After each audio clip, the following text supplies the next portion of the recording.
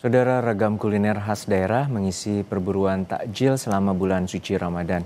Di kawasan Kampung Arab, Kota Manado, terdapat satu menu takjil yang istimewa, yakni roti kukus khas Kampung Arab yang hanya tersedia di bulan Ramadan.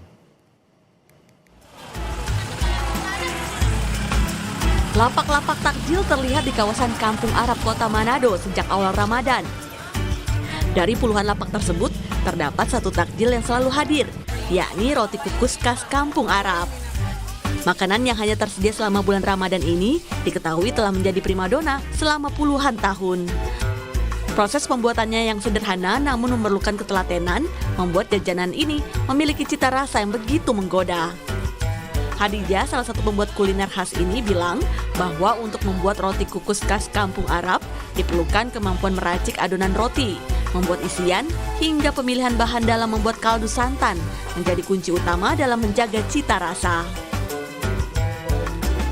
Kue ini cuma 1 tahun 1 kali, setiap pas Ramadan. Kalau sudah selesai Ramadan, sudah ada lagi yang ini. Rata-rata produksi 1 hari bisa sampai 1000 biji. Sampai 15 sampai 20 kilo. Pokoknya hari pertama awal puasa itu sampai hari ke-7 itu rata-rata 18 sampai 20 kilo.